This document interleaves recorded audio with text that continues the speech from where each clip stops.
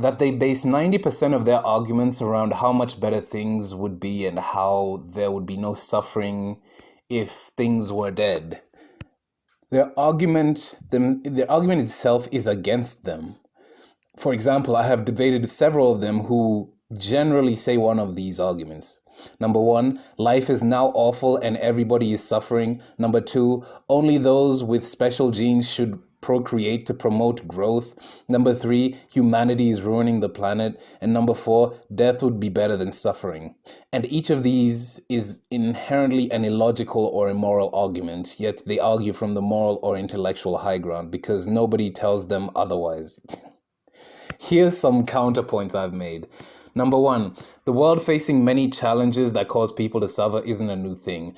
By surviving and progressing through the suffering, we are now more equipped to deal with literally any problem. That's rich.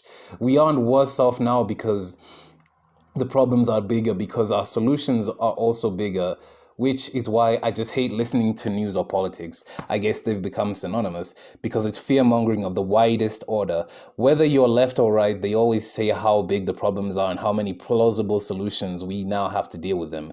These days, we deal with a couple inches of snow or rain as an inconvenience, but even as close as 500 years ago, people were still praying to gods out of fear and not love, due to the fact that a couple inches of rain or snow could kill everyone they've ever known.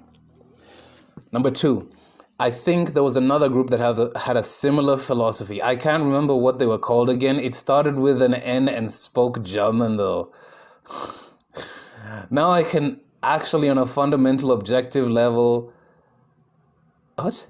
Now I actually on a fundamental objective level don't have many qualms with this argument from a biological standpoint, but determining whose genes are superior isn't an objective thing, but is subjective, as many people have both good and inadequate genes that aren't likely to get passed down the gene pool. Number three, and the planet was dying long before humanity got here. Unlike humans, the planet has no sentience or ability to change its date or circumstance. The planet is on a set clock for doomsday when the sun or an asteroid will kill it, regardless of whether humans are here or not. The Earth's sole hope of survival, funnily enough, is humans using it for all it's worth. God damn. For if humans can advance enough as a species, which is the prime directive of all species, then the Earth could feasibly survive once humanity found some way to master the laws of our universe. Number four, how would you know? If you're an antinatalist reading this, I want you to tell me honestly, have you ever died?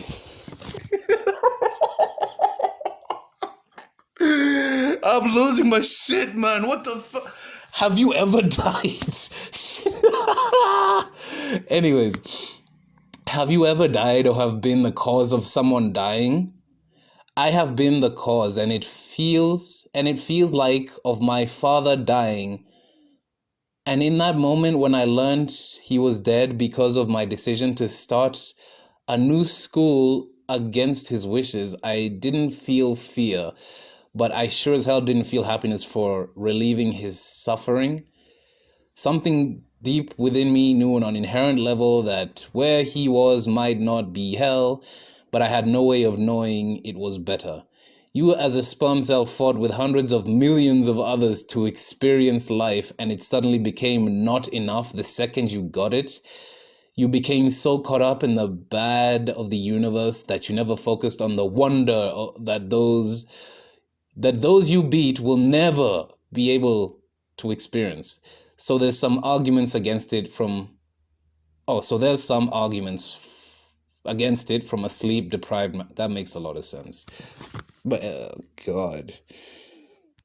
Oh, God, okay. After that fucking abominable answer, we now have... They base 90% of their arguments around how much better things would be and how there would be no suffering if things were dead. This is the person who was posting when they were sleep deprived, so I'm not gonna go extraordinarily hard on them, but it's not like you could tell the difference between the argumentation style anyways. So let's just focus on what they said. They've argued with antinatalists who say the following four things. Number one, life is now awful and everybody is suffering. That must have been a very, very immature antinatalist. To say life is now awful, antinatalists do not say life is now awful. We recognize this has been an ongoing brutal system for thousands of years, right? Everybody is, no, not everybody is suffering. No, right? Not everybody in this existence is suffering. The vast majority of people are suffering at the hands of very few people, right? That disproportionality, the distribution and disproportionality of suffering is one main point that we like to bring up. Number two, only those with special genes to procreate, to promote growth. This is not an antinatalist sentiment at all. This is a eugenicist sentiment. And that person was probably just saying they were probably identifying themselves as antinatalists to be edgy, right? If they think only those with special genes should procreate, then they're not fucking antinatalists. How obvious is that? Like, oh man. Number three, humanity is ruining the planet. This is demonstrably true. Demonstrably, this is a long-standing, demonstrably true observation of the reality we currently exist. Humanity is fucking this planet up in ways that... But to be honest, we're fucking it up for us, right? The planet is actually quite robust. Unless they do something to start cracking through, like... But then again, what is fracking though? Right? When they pump the pressurized air all the way down, once they start like fucking up with the tectonic plates in a very good way, then we can say we're ruining the planet. But the planet, if humans went extinct today, the planet would be like, you know, they're not gonna be like, oh no, those parasites that were fucking bleeding me out are no longer here, you know. Death would be better than suffering. Now this is something we definitely need to expound upon. Death would be better than the disproportionate amount of excruciating exploitation that a lot of people are currently subjected to. That I find to be true. Death, though, death would be better than suffering. The thing about people suffering, and it's especially true with people who have depression and suicidal thoughts. Suicidal people don't want to die. They don't want to kill themselves. They want the pain to end. They want their agony to end. They want their mental anguish to end. And the only way for a lot of them seems to be to kill themselves. That's why the sentiment of death is better than that kind of suffering comes up, because, you know, for a human being to override their inherent fear of death in order to kill themselves, that person has gone through a lot of mental anguish to do that, right? And that's not something that we as antinatalists should be advocating for at all, right? I do believe in medically assisted suicide, though. In this current state that we live in, I do believe in... My cat seems to be calling me. Yes? Okay, no, she's just making raccoon noises. You want something? I think my cat is... I think she's sleep talking. She's asleep and she's just making raccoon noises. So, what was I saying? We do not advocate for people to die instead of suffering necessarily. At the same time, we understand that the system we live in is a prison. It's an open-air prison plus an insane asylum at the same time.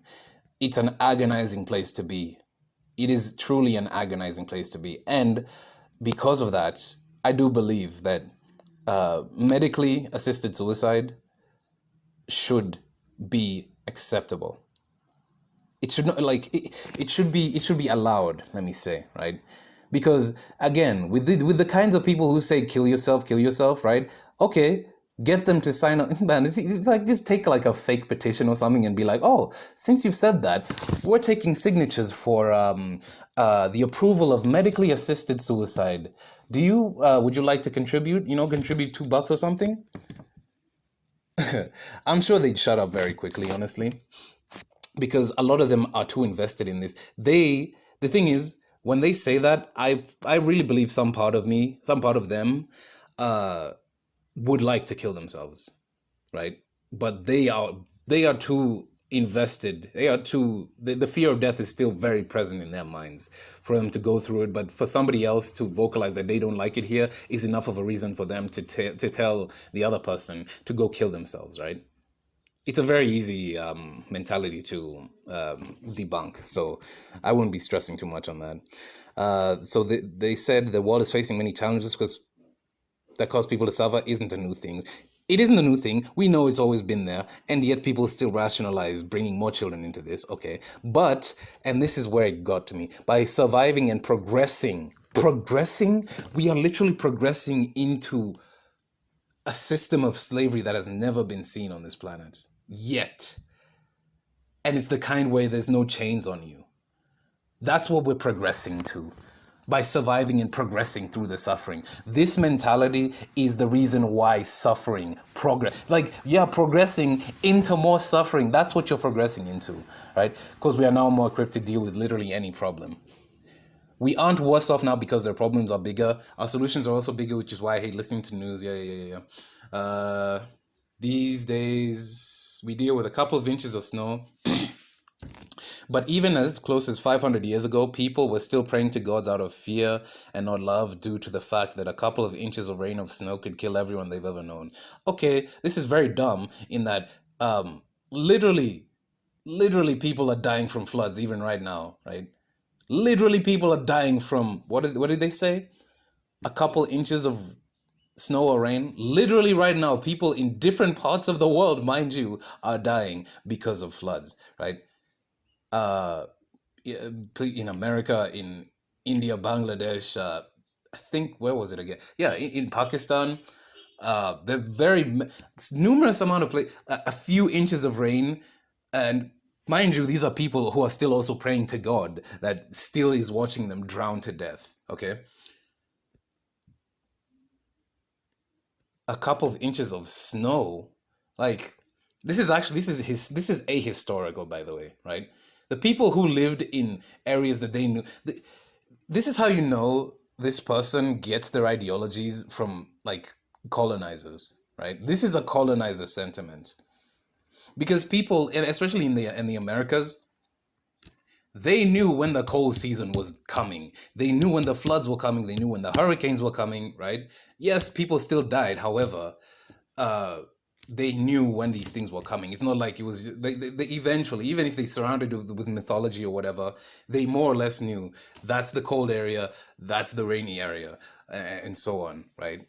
The Europeans that landed there and died like in droves and were only allowed, like it's so fucked up how Native Americans gave refuge to Europeans who were literally dying of cold and hunger, only for them to be literally almost wiped off the face of the planet for that, right?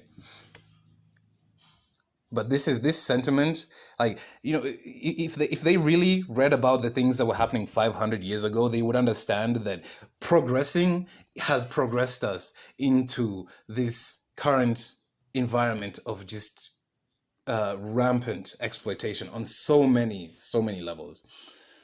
He said, they said, I think there was another group who had a similar philosophy. I can't remember quite what they were called again, starting with an N. So what, antinatalists are Nazis now, right?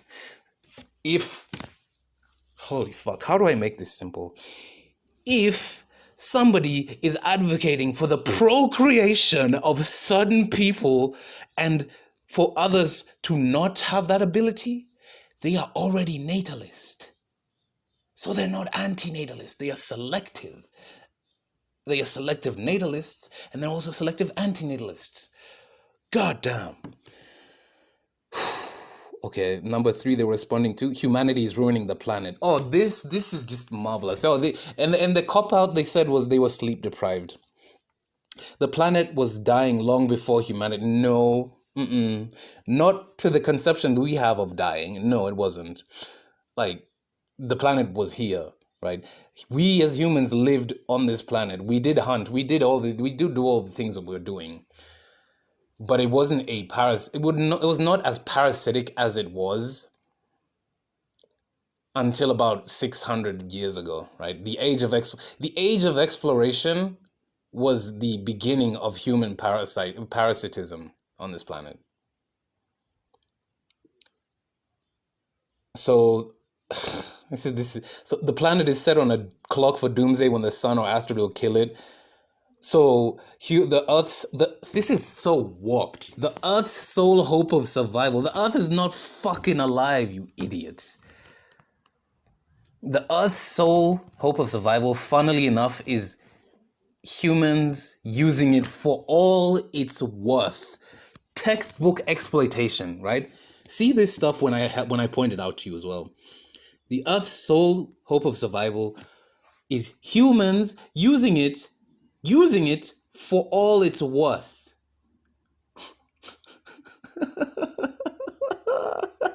You can't make this shit up, man. You can't make this shit up. You can't. The only way the Earth can survive is if we use it for all it's worth. What the fuck? Like, the thing is, if a lot of underdeveloped regions in the world, like sub-Saharan Africa especially, had maintained parity with the other empires at the time in Europe and Asia, if they had maintained that same level of conquest and just assimilation, all of that, the human species would have ended 5 centuries ago, right? Right now, we only have around 40, hold on, how many, oil,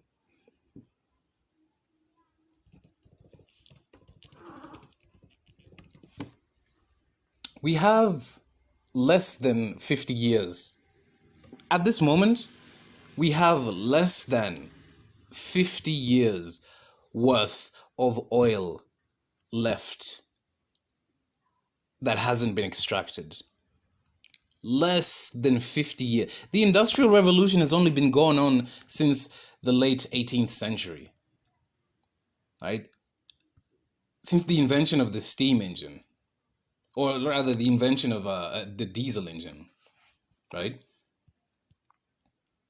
Since the demand of coal ramped up, and then further still the demand for petroleum, it only took less than 300 years for us to have less than 50 years of oil left to extract. And somebody like this can say the only hope for the Earth to survive is for us to keep draining the fucking shit out of it? Really? That's convenient. That's weird. For if humans can advance enough as a species, which is the prime directive of all species. This is a very anthropocentric argument. The prime directive of all species is not to advance enough. The prime directive of a living organism is to reproduce itself ultimately. Humans just so happen to stand on ceremony about it way too long. The Earth isn't a fucking stray cat that could feasibly survive once humanity found some way to master the laws of the universe. The Earth is not the Earth did, like, go to a tree. In fact, walk out of your house right now. Pause this, walk outside, go to a tree and ask it, do you need me to help you survive? And come back and tell me your answer, right? Imbecilic argument. Absolute, just I told you this was a stupidity speedrun, right? Then the fourth one was death would be better than suffering. How would you know? If you're an antinatalist reading this, I want you to tell me honestly, have you ever died? No, I have never died. I can tell you that, yes. I found that so hilarious. I've never died or been the cause of someone dying. Directly? No. Obviously, right?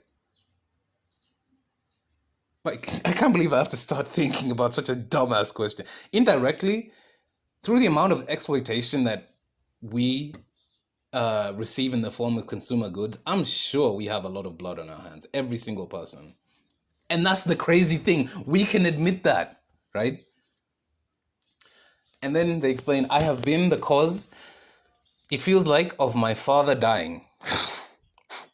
I have been the cause, it feels like, of my father dying. And in that moment when I learned he was dead because of my decision to start a new school against his wishes. Oh man, this is somebody that's so traumatized. I'm so sorry for insulting them. This is somebody that's so traumatized.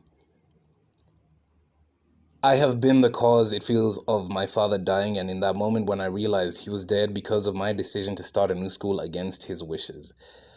I would say to this person, no, it's not your fault your father died. He was a living being and he died like every other living being. Like we will die as well.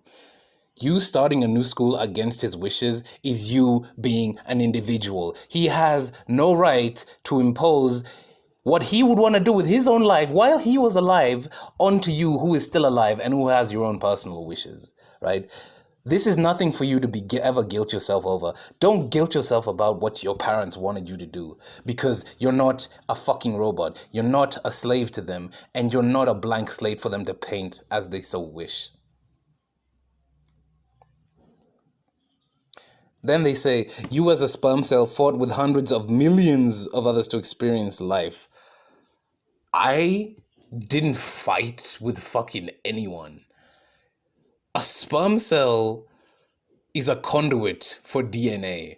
It's like a more innovative version of a virus, if I'm being honest, right? Look at a virus, look at a sperm cell, same thing, right? It's just found a way to propel itself through semen. Pause.